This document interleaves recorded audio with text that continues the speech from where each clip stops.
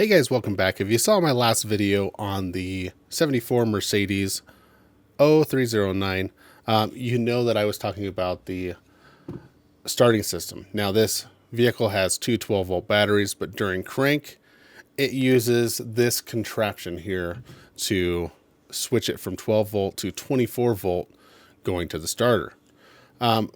I haven't found very good diagrams of this. I did find the overall electrical system diagram for the vehicle, but it doesn't really show what any of this stuff does. So I figured in today's video, we would draw a schematic showing it connected to the actual terminals of this relay, and then we'll open up the relay, look inside, and kind of figure out how this works. I'm hoping that this can be useful to other people that are trying to figure out the same system. Now, I don't know if this system is used in Europe. That's where most of these vehicles are located. But this vehicle was imported to America. Some of those vehicles overseas have a strict 24 volt system.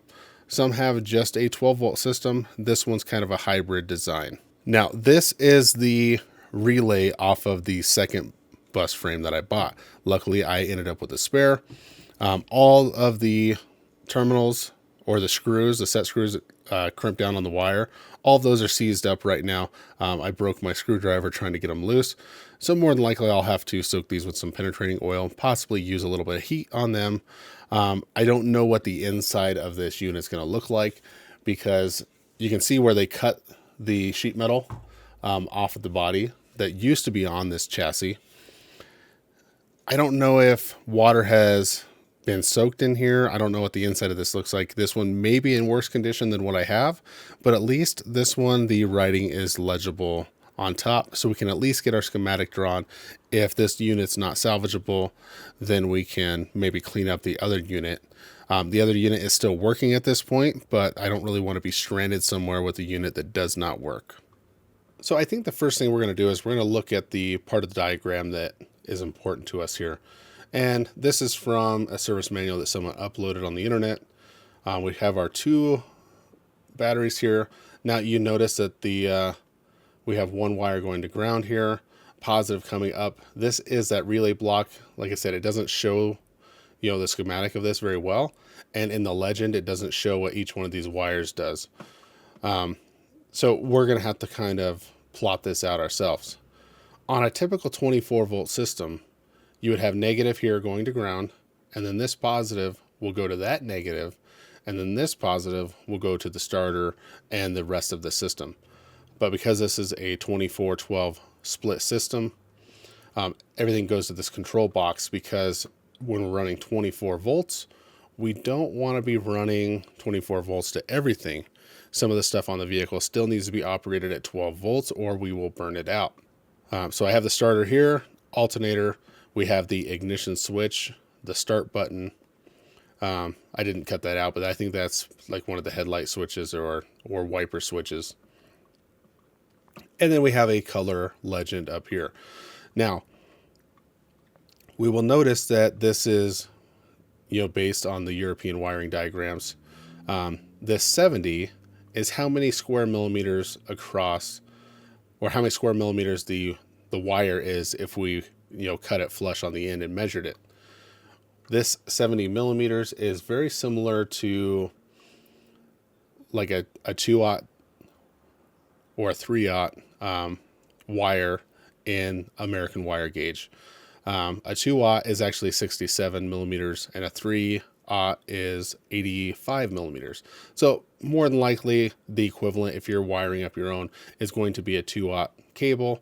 Since it's operating the starter at 24 volts, our amperage is going to be much lower than we're used to seeing on a 12 volt system.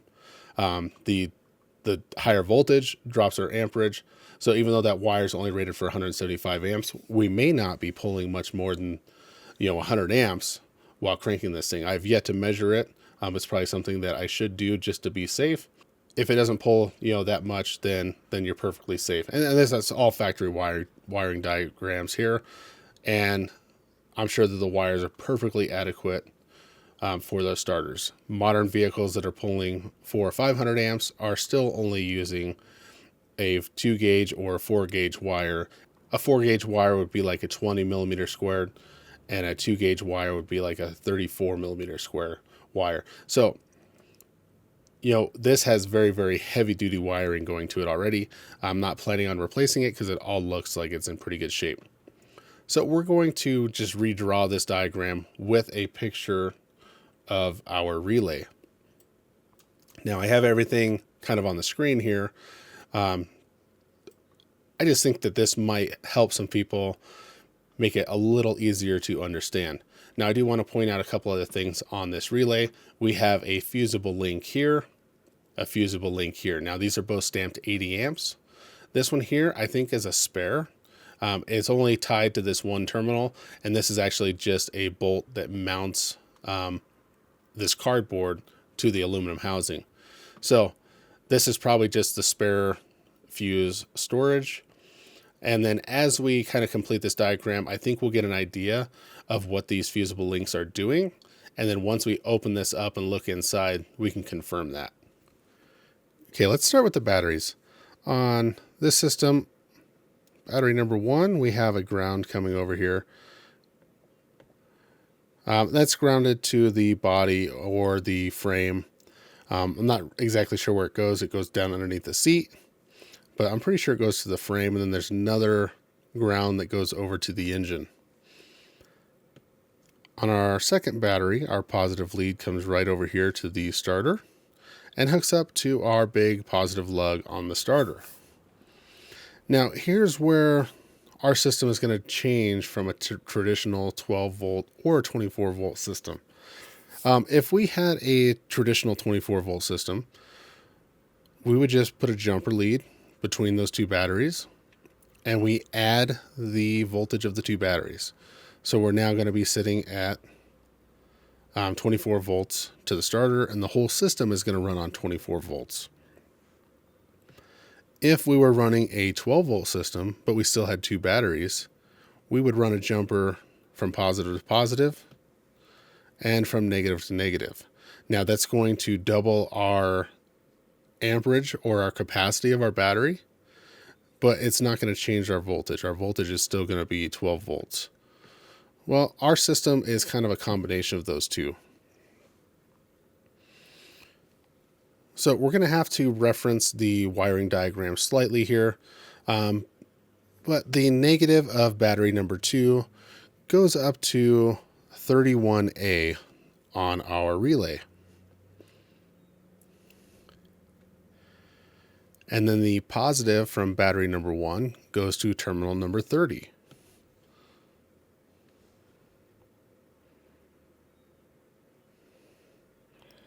Now we'll see once this opens up, these terminals are not normally connected. So if they were connected, then we would be sending 24 volts out to the starter. But if we're not in the start position, these terminals are not connected. That's pretty much all I can remember from when I had this thing apart. So the rest of it we'll figure out once we open up this relay. And let's just go ahead and continue drawing our wiring diagram. Our starter has a negative lead on it as well. Now it's still going to be grounded, to the engine, but they have a secondary negative lead. And then we also have our small terminal on the starter, which is our start command. Now, if we look at the original wiring diagram, they call that terminal 50 on the starter, and it goes up to terminal 50 on the relay. Now I'm going to kind of draw all the wires coming out in one direction on the relay because that's how they are on the vehicle. So we're going to come from 50 with this yellow wire, come down here, over, and that's going to go to the starter. Okay, and then we still have one more wire that goes to the starter. This is just really a power supply coming from the starter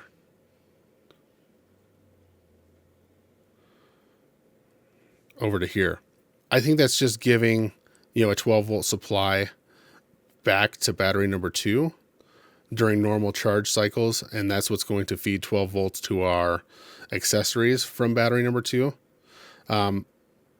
Once we go into crank and go to 24 volt mode, I have a feeling that terminal 30A right there where I connected on that relay is going to disconnect from the system. So what's remaining on the relay is we have terminal 51, which there's two terminals there. It's kind of hard to see on the picture, but both of those screw terminals are hooked onto one strap coming off of this relay. And then we still have terminal 31 on the far right and 50A up at the top. Now 31 just goes to ground. And there's a few variations of this. If we look at that diagram where we see the dotted lines, that's optional. There was an optional disconnect switch that would, I think it's probably a secondary safety to where you can disable cranking of the vehicle by turning off that switch. And I don't know if it was a key type deal where you can, turn it off and remove the shunt that connects them together. But my system doesn't have that, so 31 just goes to ground. 51 is going to go to our alternator B+. Now, I'm not going to draw in the voltage regulator for the alternator. We have a ground as well. And then I'll just kind of draw this going off to the side to the voltage regulator. There are a few variations of the regulators from what I found over the years. That's why I'm not going to draw that circuit. So now we have our ignition switch and our start button. Now on this ignition switch, it's more of a light switch than an ignition switch. All you have to do is drop the key into the ignition to turn the vehicle to the on position. So that is going to be our other terminal 51. And it's going to go over here to this terminal. Now, there's a bunch of wires that come off the back side of this for the lighting system, because if you actually turn this to position 1 or 2, you get park lights and headlights. But just dropping it in the ignition, there's a few other things that get fed, like the alternator voltage regulator, but it's going to run power over to our start button, and that's our most important thing that we need to be able to start this vehicle up. And that's going to be a black wire over to our start button. And then out of our start, which I'm going to change directions here just because I'm getting a little bit cluttered. Out of the start button, we're going to come over here to 50A. We really need to open this thing up to find out what's happening beyond that. Now, I believe when I had this open, there was 3 sets of contacts. There was a contact over on this side and one over on this side. And then there was a big contact in the center. Now, I believe the 2 on the outside were connected. They're normally closed. And then the one in the middle is normally open. And when we activate the solenoid, it breaks the connection on the 2 outer ones and then connects the inner one. Okay, so let's go ahead and open up this relay and take a look at the inside. Now, there's 6 bolts that go around the outside. It kind of has, I don't know if they call them a captive nut, has a nut in the bottom that's held in the aluminum. Those will drop out once we loosen this up. Unless they're, corroded into the aluminum, they might stay. There's one. We don't want to lose these.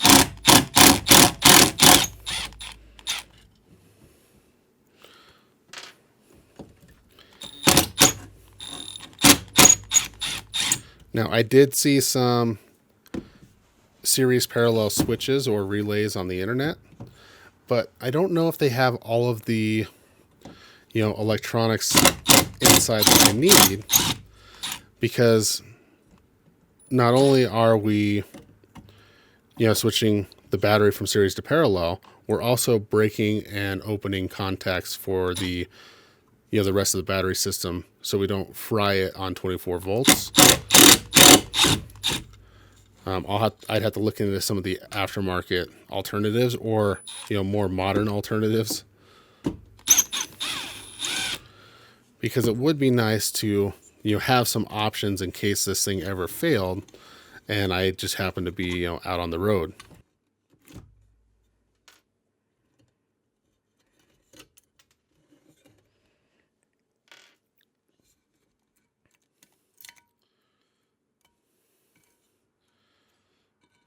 Now, I don't remember if my other one had a gasket like this one has.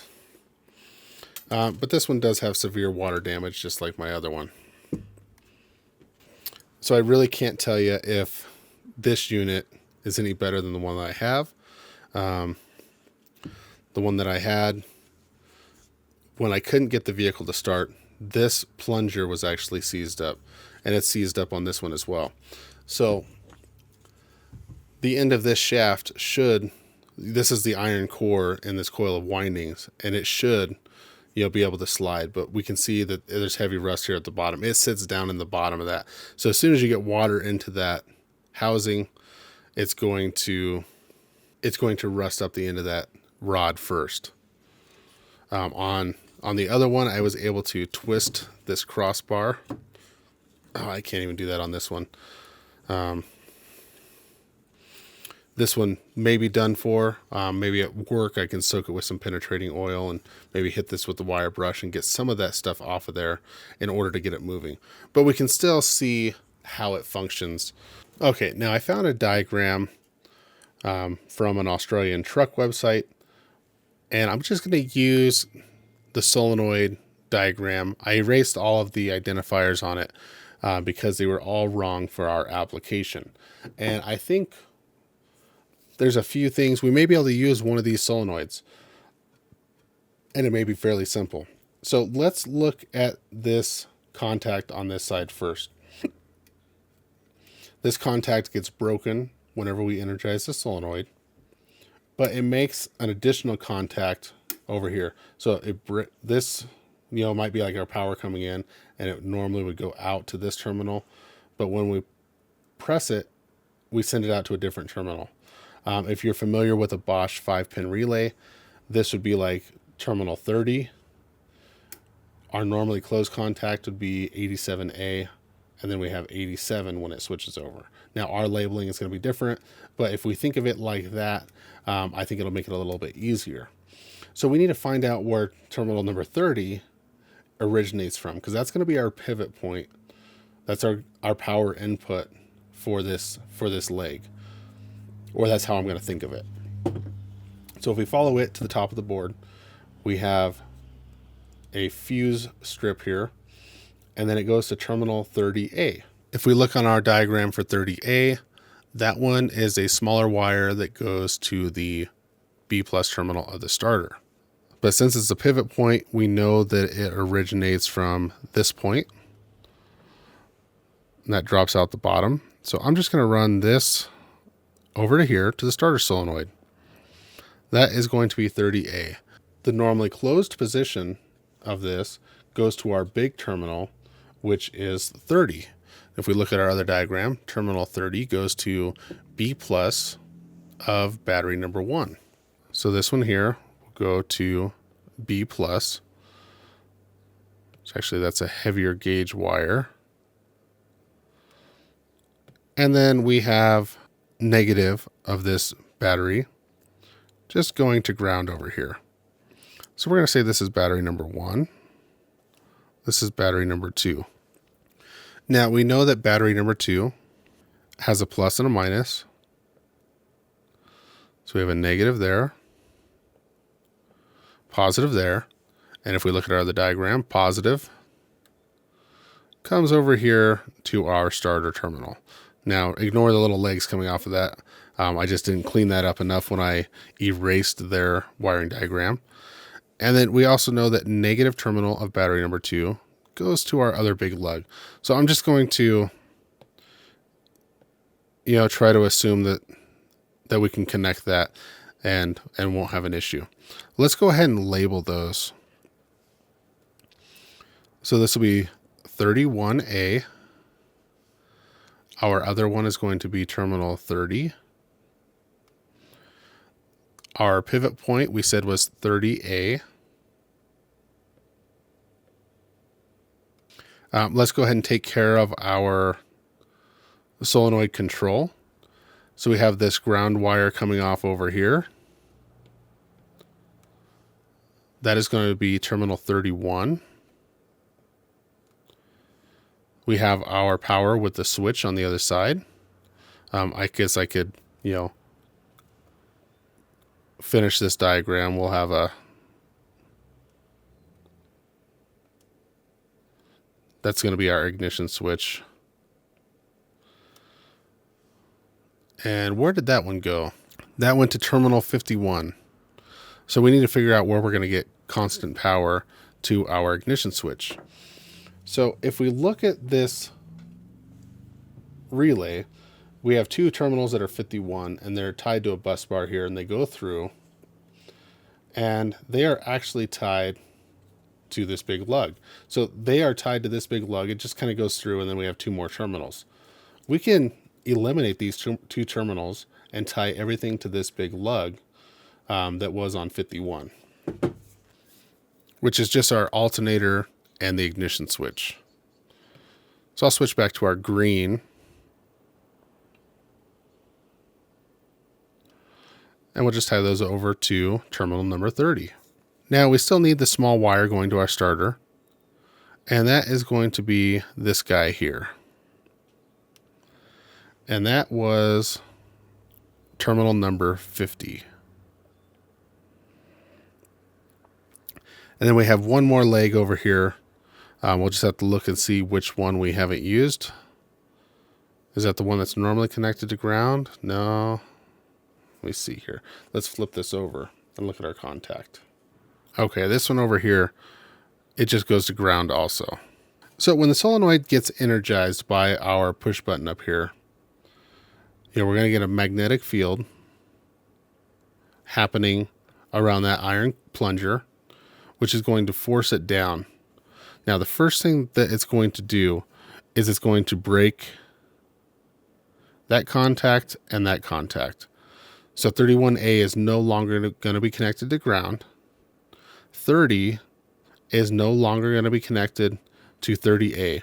So we're not going to have power going from battery 1 to the starter anymore.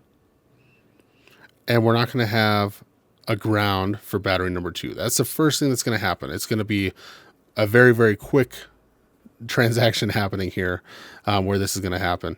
But for a split second, battery number 2 is going to be isolated from ground. Battery number 1 is going to be isolated from the starter. As that plunger moves further down, it's going to bridge this contact and this contact.